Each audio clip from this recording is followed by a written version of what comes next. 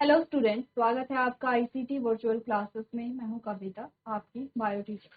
उम्मीद करती हूं आप सभी अच्छे होंगे और स्वस्थ होंगे। तो क्लास हम यहाँ पे डिस्कस कर रहे हैं अपना क्वेश्चन पेपर स्टार्ट कर चुके हैं और क्वेश्चन नंबर 1 जो है वो हम यहाँ पे सॉल्व कर रहे हैं। ठीक है, ऑलमोस्ट आप सॉल्व कर चुके हैं, बस लास्ट के 2 क्वेश्चन आपके रह जाते हैं जो क्वेश्चन नंबर 1 के अंदर आपके पास। ठीक है, तो एक बार रिवाइज कर लेंगे कि अभी तक हमने कौन कौन सी चीज़ें डिस्कस यहाँ पे की हैं, कौन कौन से क्वेश्चन किए। अच्छा, ये सारी चीज़ें तो हम पढ़ चुके हैं पहले भी। पूर्णांक जो है वो 70 नंबर का क्वेश्चन पेपर है, 3 घंटे का समय हमारे पास यहाँ पर आता है। ठीक है, एमसीक्यूज यहाँ पे चल रहे हैं, जिसमें पहला जो आपका क्वेश्चन नंबर 1 का क है वो कहता है कि उपार्जित लक्षणों के वंशानुगति का सिद्धांत किसने दिया है? लैमार्क ने दिया है। ख जो कहता है वो है सर्टोलिक कोशिकाएं पाई जाती है वृक्षों में, टेक्टिस में पाई जाती है। ग कहता है कि जो लेग्यूमिनस पौधे की जड़ ग्रंथियों में पाए जाने वाला जीवाणु है वो राइजोबियम है। ऑप्शन नंबर 1 जो है। घ कहता है कि कृषि क्षेत्र में जैव प्रौद्योगिकी का एक महत्वपूर्ण उद्देश्य है। आपने का सेकंड ऑप्शन है कि पौधे की कीट प्रतिरोधी किस्मों का उत्पादन करना या to produce the pest resistant varieties of plants. ग जो है वो कहता है ऊर्जा का पिरामिड होता है। आपने का सीधा सीधा होता है, अपराइट होता है।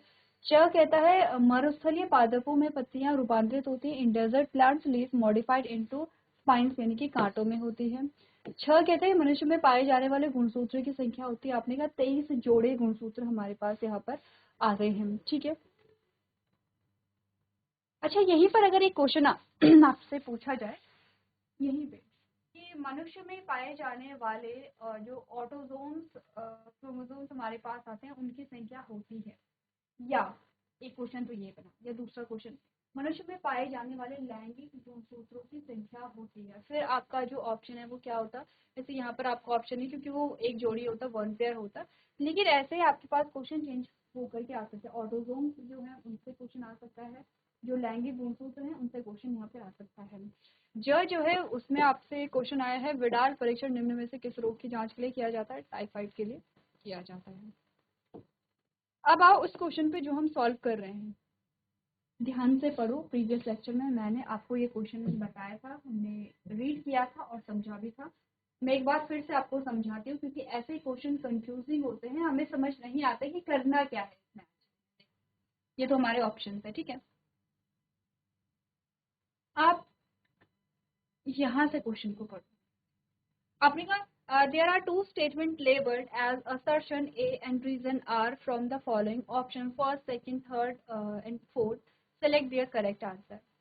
आपको बोला गया है, यहाँ पे इसके ट्रांसलेशन है, यहाँ पे इसके ट्रांसलेशन है। प्रश्न संख्या एक के अगले खंडों में दो कथनों को अभिव्यक्ति ए तथा कारण आर के रूप में चिन्हित किया गया है। निम्नलिखित विकल्पों फर्स्ट सेकंड थर्ड फोर्थ में से चुनकर इनका सही उत्तर दीजिए। ठीक है, अब ये क्वेश्चन क्या कह रहा है वो समझो। पहले तो इतना समझो यहाँ पे। अच्छा, दोनों ही कथन है। ठीक है, एक कथन ये है और एक कथन ये है। इस कथन को अभिकथन कहते हैं, इंग्लिश में असर्शन कहते हैं, इसीलिए इसको ए कह दे रहे हैं। और ये है कारण, इसीलिए इंग्लिश में इसको रीजन कहते हैं और इसको आर कहते हैं। तो अभिकथन को हम ए क्यों कह रहे हैं? क्योंकि असर्शन, ए फॉर असर्शन। ठीक है, इसका जो ट्रांसलेशन है वो असर्शन है। कारण को हम आर क्यों कह रहे हैं? क्योंकि कारण को इंग्लिश में रीजन कहते हैं, तो इसीलिए इसको आर से डिनोट करते हैं। तो अब मैं ए बोलूंगी या आर बोलूंगी तो वो समझना कि अब मैं किस कथन के लिए ए बोल रही हूँ, असर्शन क्या है, और मैं किस कथन के लिए आर बोल रही हूँ, रीजन क्या है। तो ए जो है वो ये वाली स्टेटमेंट है, असर्शन है, अभिकथन। आर जो है रीजन या कारण, वो ये वाली स्टेटमेंट है। ठीक है, ऊपर वाली स्टेटमेंट ए यानी असर्शन, नीचे वाली स्टेटमेंट आर यानी कि कारण या रीजन है। इतनी बातें पहले ये समझ लो, यही इंपॉर्टेंट होता है। ठीक है, हो गया? आगे बढ़े कि असर्शन ए, रीजन आर क्या होता है। असर्शन को ही अभिकथन कह रहे हैं, ब्रैकेट में ए है। रीजन को ही कारण कह रहे हैं, ब्रैकेट में आर है। अब कथन क्या कहते हैं वो देखो। पहला जो अभिकथन है या असर्शन है या ए है, ए क्या बोलता है? न्यूक्लियस एंजाइम दो प्रकार के होते हैं, एक्सोन्यूक्लियस और एंडोन्यूक्लियस। यानी कि nuclease enzymes are of two kinds, exonucleases and endonucleases. ठीक है, सबसे पहला तो ये कथन है। अच्छा, न्यूक्लियस जो होता है, सबसे पहले तो न्यूक्लियस क्या होगा, आपको पता होगा, एज। एज जो हमारे पास यहाँ पर शब्द आता है, जैसे कि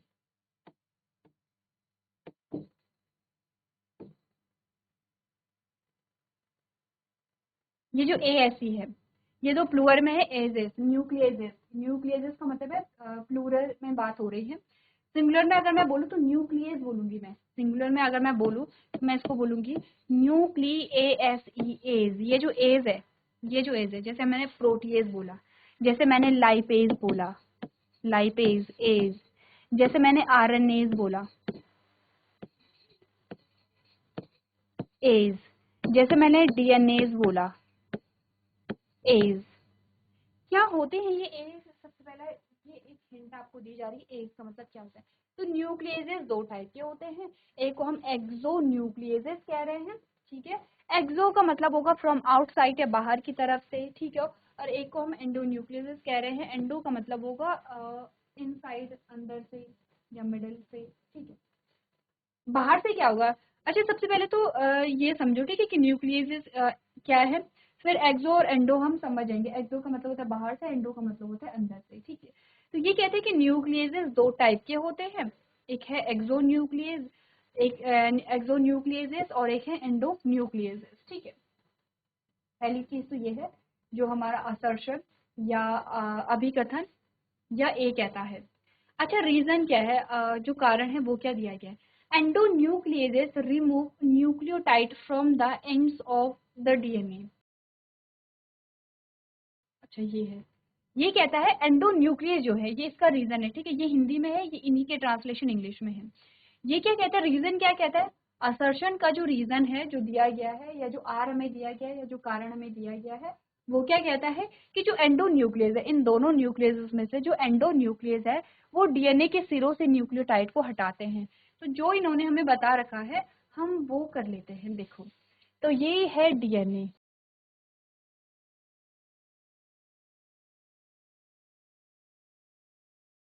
डीएनए किस चीज से बना होता है, यूनिट ऑफ डीएनए अगर हम बोले तो क्या होता है, अगर मैं बोलूँ मोनोमर ऑफ डीएनए क्या है, तो क्या न्यूक्लियोटाइड मोनोमर होता है। मोनोमर का मतलब वो यूनिट जिसको रिपीट कर करके डीएनए बना है, वो है न्यूक्लियोटाइड, ठीक है।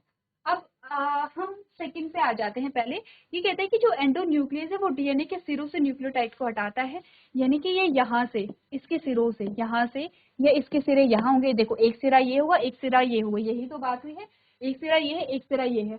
ये कहता है कि डीएनए के सिरों से ये न्यूक्लियोटाइड को रिमूव कर रहा है, कौन, एंडोन्यूक्लियेसेस की बात ही कर रहा है, ठीक है। दोनों स्टेटमेंट समझ में आ गई है, ठीक है। दोनों स्टेटमेंट को पढ़ो, दोनों स्टेटमेंट समझ में आ गई है, दोनों क्या कहते हैं। पहली बात तो ये कि ये क्वेश्चन आपका आया है बायोटेक्नोलॉजी से, प्रिंसिपल एंड प्रोसेसेस जहाँ पर हम पढ़ रहे थे। वहां पर हमने बात की थी किसके बारे में, न्यूक्लियस के बारे में बात की थी। इन्हीं को क्या हम जेनेटिक सीजर भी कह रहे थे या मॉलिकुलर सीजर भी कह रहे थे, ठीक है, या रिस्ट्रिक्शन एंजाइम्स भी कह रहे थे, ठीक है। रिस्ट्रिक्शन एक और वर्ड यहाँ पर आता है जो आपका आंसर यहाँ पे आपको मिल जाएगा। देखो, जेनेटिक सीजर हम कह रहे हैं या मॉलिकुलर सीजर हम कह रहे हैं या रिस्ट्रिक्शन एंजाइम्स हम कह रहे हैं। हमने कहा ये जो एंजाइम्स होते हैं इनका काम क्या है एक्चुअली में, जो न्यूक्लिक एसिड है उनको काटना। न्यूक्लिक एसिड दो टाइप के होते हैं, डीएनए और आरएनए। तो डीएनए को काटने वाले को डीएनए और आरएनए को काटने वाले को आरएनए हम कहेंगे, ठीक है। क्लियर है इतनी बात? चलो, ये तो एक अलग बात हो गई है डीएनए और आरएनए। तो ये तो हमें पता है कि न्यूक्लियसेस जो होते हैं वो क्या होंगे, एंजाइम्स होंगे जो कि यहाँ पे न्यूक्लिक एसिड को काटने का काम करेंगे। लेकिन ये कहता है कि जो न्यूक्लियस है वो दो टाइप के होते हैं, एक्सो न्यूक्लियस है और एंडो न्यूक्लियस है, ठीक है। अच्छा, ये काम क्या है इनका, यहाँ पे डीएनए को काटना, ठीक है। डीएनए के एस्पेक्ट में अगर हम बात करें तो डीएनए को काटना होगा, या डीएनए को कैसे काटा जाएगा, न्यूक्लियोटाइड को रिमूव कर रहा है। तो जो एक्सो न्यूक्लियस होगा, इट मीन्स कि वो बाहर की तरफ से न्यूक्लियोटाइड को रिमूव कर रहा होगा। बाहर की तरफ क्या होते हैं, ये जो एजेस होते हैं, ये जो शिरे होते हैं, यहाँ से रिमूव कर रहा होगा। और एंडो न्यूक्लियस जो होगा वो कहीं बीच से काट रहा होगा, ऐसे। तो पहली जो स्टेटमेंट है वो क्या बिल्कुल सही है, कि ये कहता है कि न्यूक्लियस जो है वो दो टाइप के होते हैं, एक्सो न्यूक्लियस और एंडो न्यूक्लियस। तो देखो ये हमने पढ़ा है, और अभिकथन तो आपका बिल्कुल सही है, अभिकथन आपका बिल्कुल सही कहता है, ठीक है। दूसरे पे आ जाओ, ये कहता है कि जो एंडो न्यूक्लियस है वो डीएनए के सिरों से क्या करता है, न्यूक्लियोटाइड को हटाता है। किसकी बात कर रहा है ये, एंडो न्यूक्लियस की बात कर रहा है। एंडो शब्द जो है वो अंदर से रिलेटेड होगा, अंदर या मिडिल से रिलेटेड होगा, क्योंकि अभी हमने बात की कि एक्सो न्यूक्लियस क्या होगा, जो डीएनए के बाहरी तरफ से, डीएनए को बाहरी तरफ से काटेगा, इन शिरों से काटेगा। एंडो न्यूक्लियस क्या होगा, जो डीएनए को मिडिल से काटेगा, बीच से काटेगा। लेकिन ये तो कहता है कि जो एंडो न्यूक्लियस है वो डीएनए के सिरों से न्यूक्लियोटाइड हटाते हैं, यानी कि endo nucleus remove nucleotide from the ends of the DNA. क्या ये सही है या गलत है, ये सही होगा या गलत होगा, हमने कहा नहीं, एंडो न्यूक्लियस तो मिडिल पार्ट से हटाएगा। अगर हम बोलेंगे कि जो एंड्स होते हैं, जो शिरे होते हैं, वहां से कौन हटाएगा, एक्सो न्यूक्लियस वहां से न्यूक्लियोटाइड को हटाएगा। तो ये है, ये स्टेटमेंट जो है ये गलत है। ये वाली स्टेटमेंट कौन सी, जो हमारी रीजन आती है आर, आर गलत है यहाँ पे। अब आ जाओ ऑप्शन क्या क्या है, ठीक है।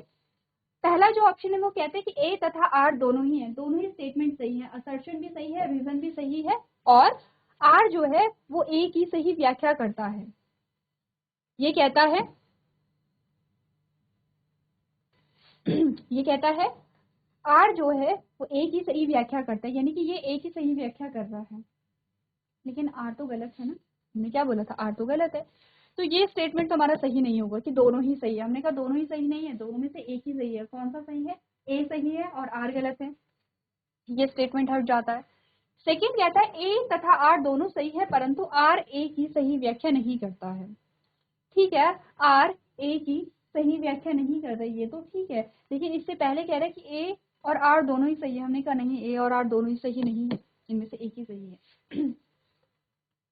थर्ड जो है वो कहता है ए सही है परंतु आर गलत है। ए तो सही है लेकिन आर गलत है, तो ये हमारा ऑप्शन सही लग रहा है। लास्ट वाला भी देख लेते हैं, ए तथा आर दोनों गलत है। हमने कहा नहीं, ए और आर दोनों गलत नहीं है, क्योंकि ए तो सही है। तो देखो ऑप्शन सारे ही पढ़ने, जैसे हमें थर्ड में अपना आंसर तो मिल गया है कि ए तो सही है, जो सही कहता है कि न्यूक्लियस दो टाइप के होते हैं, लेकिन आर गलत है, जो कहता है एंडो न्यूक्लियस डीएनए के सिरों से न्यूक्लियोटाइड हटाते हैं। तो हमें क्या करना है, ऑप्शन पढ़ने। कई बार क्या होता है कि एक से ज्यादा आंसर जो है वो सही होते हैं, लेकिन हमें सबसे सटीक आंसर उनमें से ढूंढना होता है। ठीक है, आगे बढ़े। क्लियर है कैसे सॉल्व करते हैं इन क्वेश्चंस को। चलो अब एक और क्वेश्चन हमारे पास यहाँ पर आता है। ठीक है, क्वेश्चन नंबर 1 का जो लास्ट सेगमेंट या लास्ट खंड हम कह सकते हैं वो ये है, और एक बार आप लोग इसको खुद से सॉल्व करने की कोशिश करेंगे। ठीक है, यहाँ भी अभिकथन है और यहाँ भी कारण है। अभिकथन यानी कि असर्शन, कारण यानी कि रीजन। अभिकथन कहता है कि अनिषेक फलों में बीजों का निर्माण नहीं होता है। No seeds formation found in the parthenocarpy fruits. ठीक है, ये क्या कहता है कि कोई भी जो अनिषेक फल होते हैं, ठीक है, जो पार्थेनोकार्पी फ्रूट्स होते हैं उनमें सीड नहीं होता है। इसका जो कारण है या रीजन है वो कहता है ऐसे फलों का निर्माण अंडाशय के निषेचन के बिना होता है, यानी कि such type of fruits are formed without fertilization of the ovary. इसके लिए ऑप्शन सेम होंगे ऊपर। पहले ये स्टेटमेंट पढ़ो ध्यान से, फिर आपको ऑप्शन दिए जाएंगे। अगर आपने स्टेटमेंट पढ़ करके आंसर कर लिया है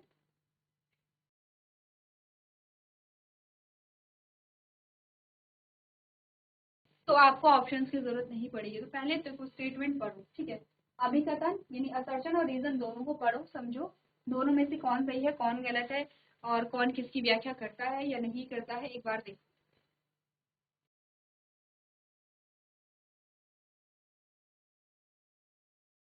चलिए, आपने स्टेटमेंट पढ़ ली होगी। अब समझते हैं यहाँ पे दोनों स्टेटमेंट को। तो असर्शन यानी कि अभिकथन या ए कहता है कि अनिषेक फलों में बीजों का निर्माण नहीं होता है। ठीक है, रीजन या कारण यहाँ पर कहता है कि ऐसे फलों का निर्माण अंडाशय के निषेचन के बिना होता है। देखो, अगर हम देखें नॉर्मली,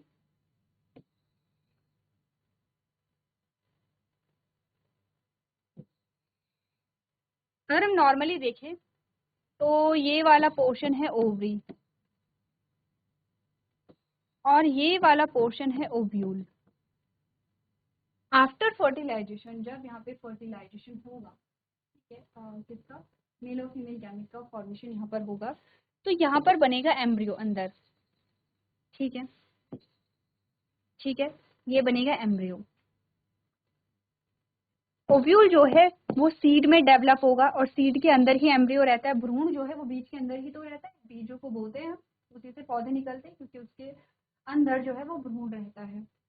और ओवरी जो है वो फ्रूट में डेवलप होती है। ऐसे फल जिनमें फर्टिलाइजेशन हो रहा है उनमें बीज का निर्माण होता है, जैसे कि हम यहाँ पर देख रहे हैं।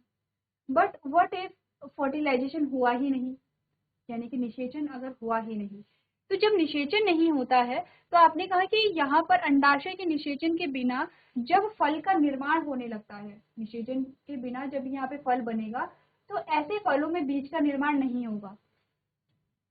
क्या बोला? ऐसे फलों में बीज का निर्माण नहीं होगा, ठीक है। तो आपने कहा कि क्या ऐसे फलों को हम अनिषेक फल यहाँ पर कहते हैं? हमने क्या बोला, यहाँ पे जो पार्थेनोकार्पी फ्रूट होते हैं उनमें क्या होता है, पार्थेनोकार्पी फ्रूट ऐसे होते हैं कि ये फ्रूट बिना फर्टिलाइजेशन के बनते हैं और इनमें सीड फॉर्मेशन नहीं होता है, बीजों का निर्माण नहीं होता है। तो क्या हम कह सकते हैं कि दोनों स्टेटमेंट सही है कि अनिषेक फलों में बीजों का निर्माण नहीं होता है, यानी कि no seed formation found in the parthenocarpy fruit, ये स्टेटमेंट सही है। सेकंड कहते हैं कि ऐसे फल यानी कि अनिषेक फलों के बारे में बात कर रहा है कि अनिषेक फलों का जो निर्माण है वो अंडाशय के निषेचन के बिना होता है, यानी कि such type of fruits are formed without fertilization of the ovary. तो क्या हम कह सकते हैं कि ए जो है, जो ए या जो आर जो है वो ए की सही व्याख्या करता है। दोनों ही कथन ठीक है, ए भी सही कहता है, आर भी सही कहता है, और आर जो है वो ए की सही व्याख्या करता है, यानी कि जो हमारे पास रीजन आया है वो बिल्कुल सही रीजन है कि जो अनिषेक फल होते हैं इनका निर्माण निषेचन के बिना होता है, इसीलिए इनमें बीज नहीं पाए जाते हैं। तो अगर हम ऑप्शन पे जाएं तो क्या हम ये बोलेंगे कि ए तथा आर दोनों सही हैं और आर जो है वो ए की सही व्याख्या करता है, ठीक है। सेकंड जो क्वेश्चन है उसका आंसर हमारा ये आएगा। चलो, तो ये क्वेश्चन सॉल्व हो गए हैं, ये क्वेश्चन अगर सॉल्व हो गए हैं तो अब आते हैं क्वेश्चन आंसर पे। और क्वेश्चन आंसर जो है अभी भी आपके एक एक नंबर के हैं। क्वेश्चन नंबर 2 पे आ जाओ। क्वेश्चन नंबर 2 आपका 1 नंबर के लिए पूछा गया है, आपसे पूछा गया है वायु परागित एक पौधे का नाम लिखिए। Right the name of a wind pollinated plant. हमने कहा पॉलिनेशन होती है, और पॉलिनेशन में हमने कहा कि डिफरेंट टाइप्स के पॉलिनेशन होते हैं, जैसे विंड पॉलिनेशन है, इंसेक्ट पॉलिनेशन है, या वाटर पॉलिनेशन है यहाँ पे। यानी कि ये क्या होंगे, हमारे पॉलिनेटिंग एजेंट्स होंगे। होंगे ये पॉलिनेटिंग एजेंट्स ही तो कहेंगे।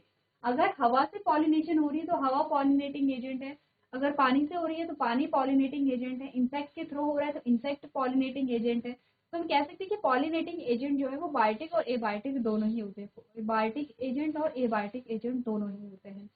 आपको बताना है एक ऐसे पौधे का नाम जिसमें वायु के द्वारा परागण होता है। अच्छा, जब वायु के द्वारा परागण होता है तो क्या क्या फीचर्स हमने देखे थे। वायु के द्वारा जब परागण होता है तो हमने बोला था यहाँ पर सबसे पहले जो फिलामेंट्स होंगे वो काफी लंबे होंगे। फिलामेंट समझते हो, क्या बोला है हमने, ये फिलामेंट्स है। तो अगर मैं सिर्फ फिलामेंट बोलूँ या मैं बोलूँ पूरे स्टेमन जो है वो काफी लंबे होंगे, स्टेमन काफी लंबे होंगे, इट मीन्स कि एयर का जो एक्सपोजर है वो ज्यादा अच्छा होगा, ठीक है। तो सबसे पहला फीचर तो ये कि फिलामेंट काफी लंबे होते हैं, पहली चीज ये है। दूसरा, नॉन स्टिकी होते हैं। नॉन स्टिकी का मतलब चिपचिपे नहीं होंगे। अगर चिपचिपे होंगे, जैसे देखो अब पॉलन ग्रेन जो है वो उड़ने लग गए हैं, अगर वो स्टिकी होंगे, अगर वो चिपचिपे होंगे तो किसी पत्ते पे वो चिपक जाएंगे, किसी स्टेम पे वो चिपक जाएंगे, ठीक है। हमें नॉन स्टिकी चाहिए, ऐसे कि वो चिपके ना, और जब वो यहाँ पे स्टिग्मा पे आए तो स्टिग्मा में वहां पे क्या हो जाएगा, फिर पॉलिनेशन कंप्लीट हो जाएगा।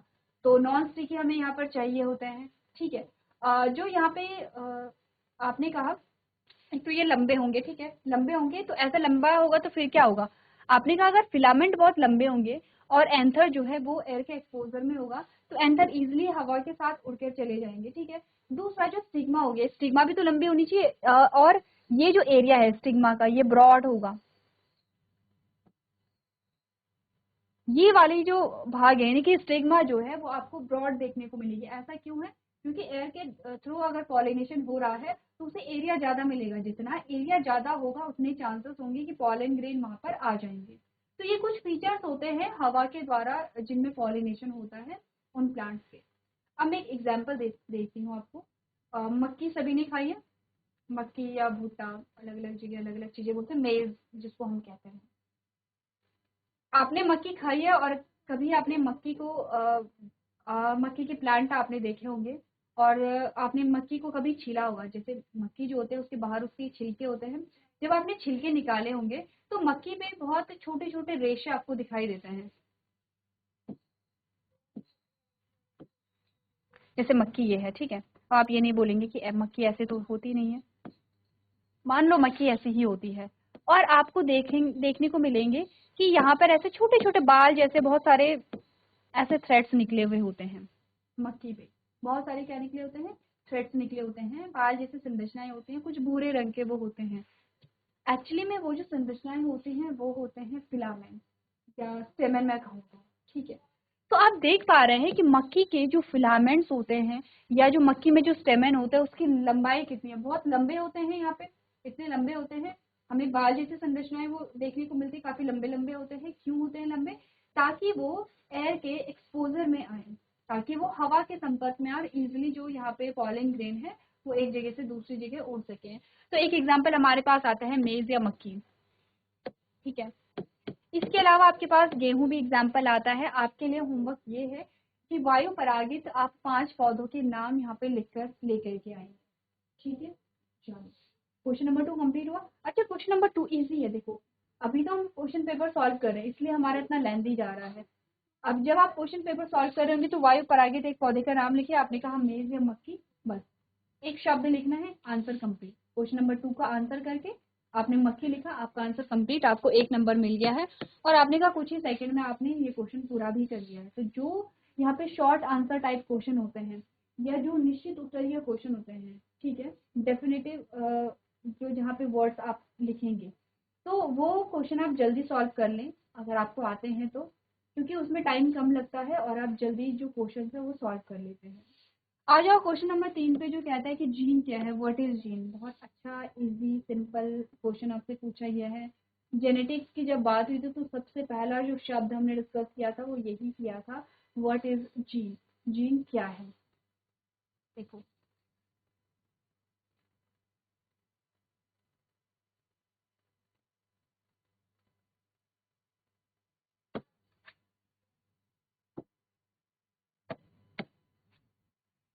डीएनए की लेंथ कितनी होती है, सबसे पहला क्वेश्चन ये है, बताओ डीएनए की लेंथ कितनी होती है। ये है डीएनए, ठीक है।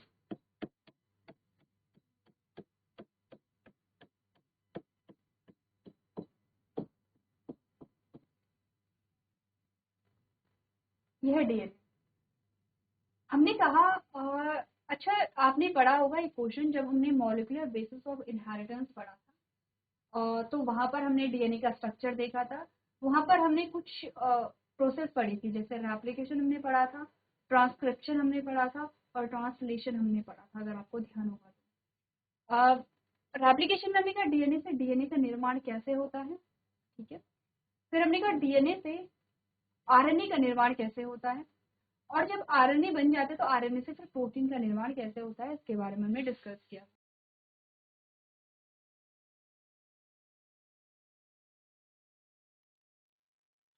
ठीक है।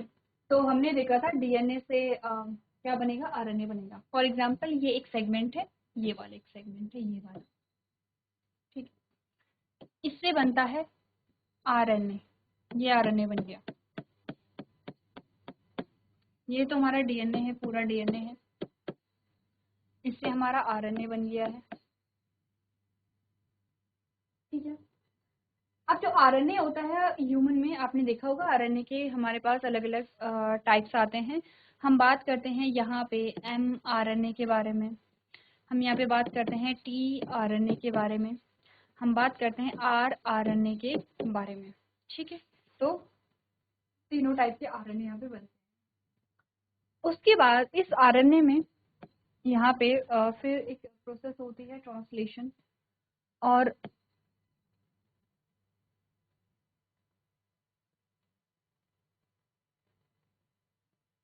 यहाँ पर बनती है एक प्रोटीन। ठीक है, इस चीज से आपको क्या समझ में आया? आपको ध्यान होगा, देखो छोटी क्लासेस में हम पढ़ते थे कि हमारे जितने भी कैरेक्टर्स हैं उन सभी के लिए रिस्पॉन्सिबल हमारा डीएनए होता है। अब हम कहते हैं कि जो भी हमारे बॉडी में जो भी आप प्रोसेस देख रहे हैं, जो भी चेंजेस देख रहे हैं, जो भी हमारे कैरेक्टर्स होते हैं, वो प्रोटीन की वजह से होते हैं। ठीक है, प्रोटीन बनती है आरएनए से और आरएनए बनता है डीएनए से। वही बात हो रही है, क्लियर है इतना? अब हमने कहा कि डिफरेंट जो हमारे पास जो कैरेक्टर होंगे उसके लिए डिफरेंट टाइप की प्रोटीन बनेगी। मैंने कहा अगर मेरा हेयर कलर यहाँ पे ब्लैक है, इट मीन्स कि मेरी बॉडी में वैसा ही प्रोटीन बना होगा मेरे बालों के। अगर आपके हेयर कलर जो है वो ब्राउन है, इट मीन्स कि आपकी बॉडी में वैसा ही प्रोटीन बना होगा आपके हेयर कलर के लिए। किसी का हेयर कलर जो है वो ग्रे है या किसी का हेयर कलर गोल्डन है, इट मीन्स कि उसकी बॉडी में वैसा ही प्रोटीन बना होगा। ठीक है, इन शॉर्ट हमने कहा कि हमारे हर एक कैरेक्टर के लिए जो है वो प्रोटीन रिस्पॉन्सिबल होता है। तो प्रोटीन बनेगा आरएनए से। ठीक है, आरएनए जो एक सिंगल स्ट्रैंड स्ट्रक्चर होता है। आरएनए बनेगा डीएनए के किसी सेगमेंट से। ऐसे नहीं कि पूरे के पूरे डीएनए से पूरा का पूरा आरएनए बन गया, हमने कहा नहीं। डीएनए के किसी भी सेगमेंट है, डीएनए की लेंथ बहुत ज्यादा है, डीएनए के किसी भी सेगमेंट से, किसी भी पार्ट से क्या बन जाता है, आरएनए बन जाता है। तो क्या मैं कह सकती हूँ कि अच्छा ये जो प्रोटीन बनी है, अब इस प्रोटीन की वजह से आपको कैरेक्टर देखने को मिलेगा।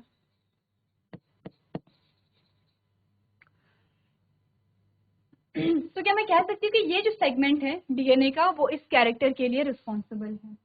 ऐसा और जो सेगमेंट होते हैं उसमें भी वो हो सकता है सेम इस सेगमेंट के साथ ऐसा हो रहा हो सकता है सेम इस सेगमेंट से एक कैरेक्टर बन रहा हो। तो मैं बोल सकती हूँ कि ये जो सेगमेंट है ये किसी कैरेक्टर के लिए रिस्पॉन्सिबल है, ये सेगमेंट ये किसी कैरेक्टर के लिए रिस्पॉन्सिबल है, ये सेगमेंट जो है वो किसी कैरेक्टर के लिए रिस्पॉन्सिबल है। तो हम कहते हैं कि डीएनए का वो सेगमेंट, हम कहते हैं डीएनए का वो सेगमेंट या डीएनए का वो खंड या डीएनए का वो पार्ट जो कि जिससे कि आरएनए का फॉर्मेशन होता है, उस आरएनए से एक प्रोटीन बनती है और जो प्रोटीन किसी कैरेक्टर के लिए रिस्पॉन्सिबल होती है।